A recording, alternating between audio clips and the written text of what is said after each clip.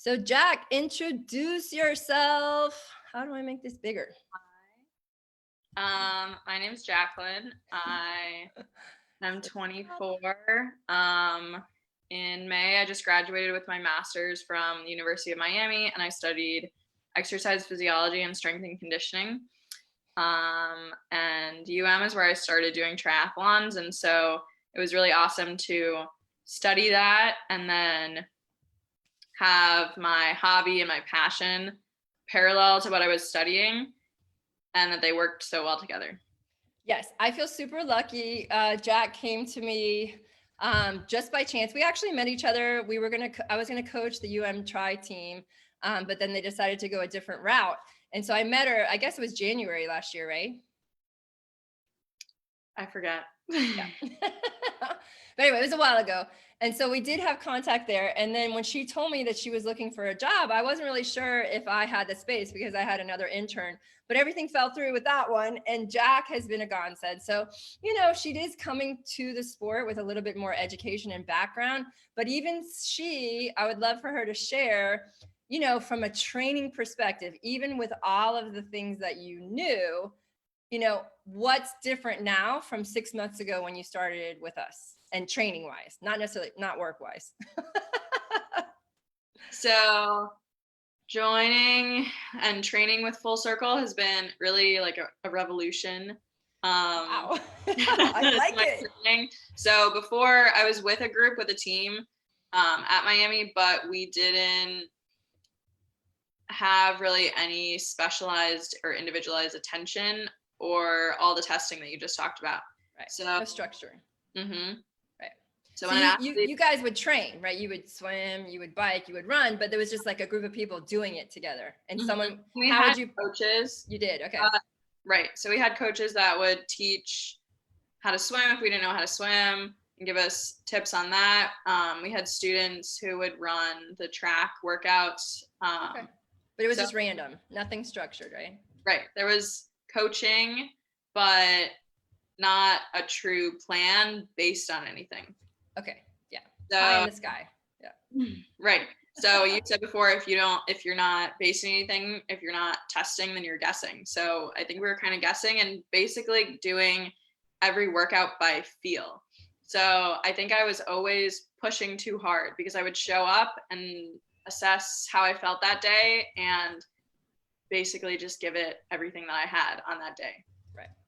Yeah. And what happens when you push 100% at every single workout, like, how do you feel after a couple weeks? Not good. That was a concept also that I didn't really think about, was a recovery week. So we train, we have 3 weeks on, and we have a recovery week, or we have, depending on when races are, you recover the week of the race.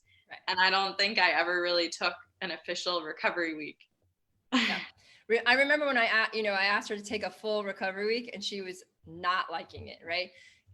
So unfortunately, like, you can get addicted to the feeling of the adrenaline every single day, and you might start your workout a little tired, but once you ask your body to go, it will go.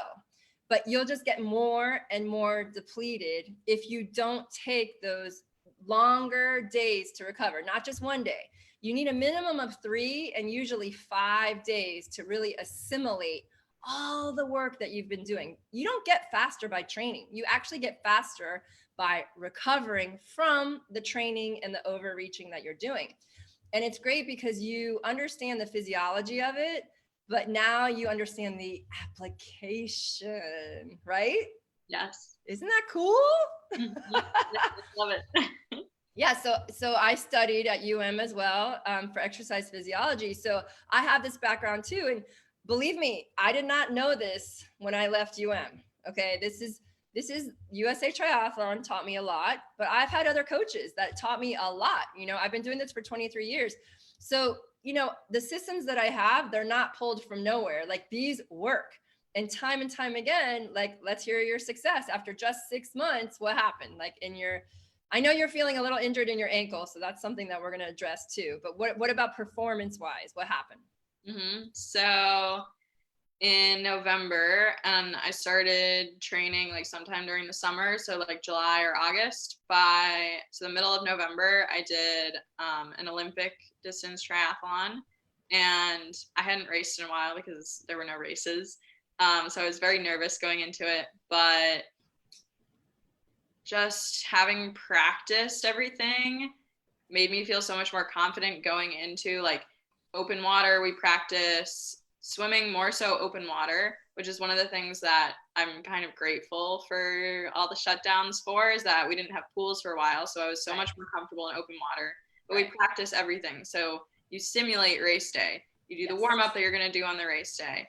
You practice running into the water, running out of the water. So that was the first thing, really confidence. And then I just felt really solid and strong. Confidence is everything.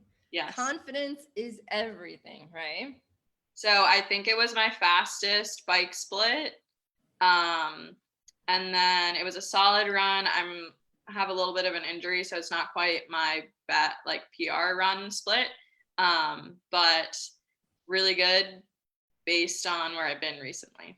Yeah, so go ahead and tell your numbers. Like, what would your swim was 125 per 100 pace, right? Or 123? I can't remember. I think 127, but my goal is now the lower 120s. Yes. And then my bike pace, I think, was 19.7-ish or 19.9 average. So I wanted to get 20, but that's my next thing. Right. And then my run, I think, was 9:40 average. And the other thing that I hadn't had in a race before I started training with you was my watch. I had never, that was new to my training. Yeah, so crazy. And so when I got to the run, usually I would just do it by feel, and I would go out too fast and then die and blow up at the end. Yeah, and I never split it. But with my watch, having the data and knowing based on other workouts that you've done with that data, you know exactly which paces you need to hold to be successful. And so that was something I'd never had on a longer distance race. And I really felt that on the run. Yeah, so it's amazing. So to measure is to know. That's one of the themes for today.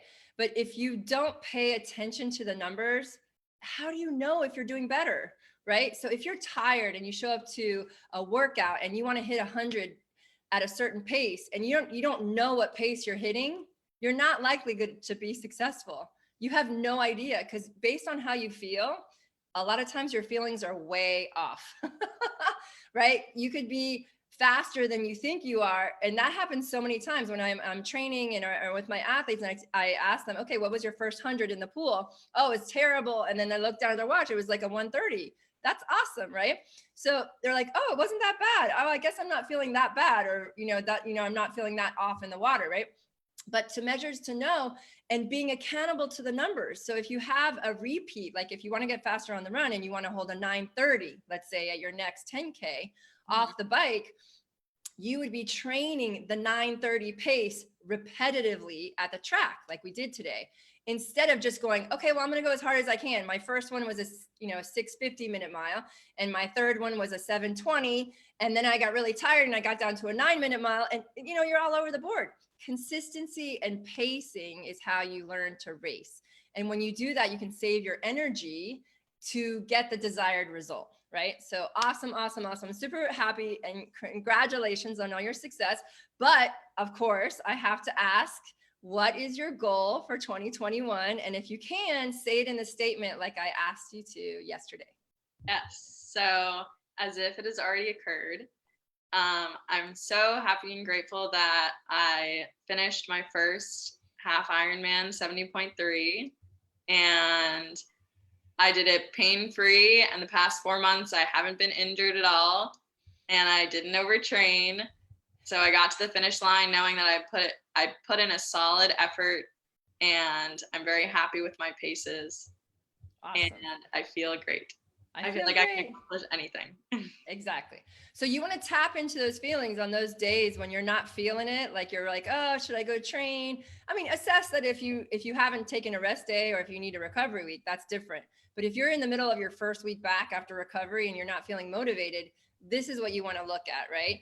And a quick tip would be to eliminate anything negative. So I never say the word pain, right? When I'm when I'm talking about a dream or a goal, So I always focus on, my body is strong and successful, right? I am free. So, because when you're free, nothing holds you back. And I learned that the hard way, because I used to say pain free a lot in my mantras and stuff like that. And literally, once I eliminated that word, or don't use the word don't, everything in a positive way, you will really transform those mantras and that mind space. So awesome. Congratulations, Jack. I'm so lucky to have you on my team, and everybody loves you. So way to go. I'm looking so forward to 2021. It's going to be an epic year.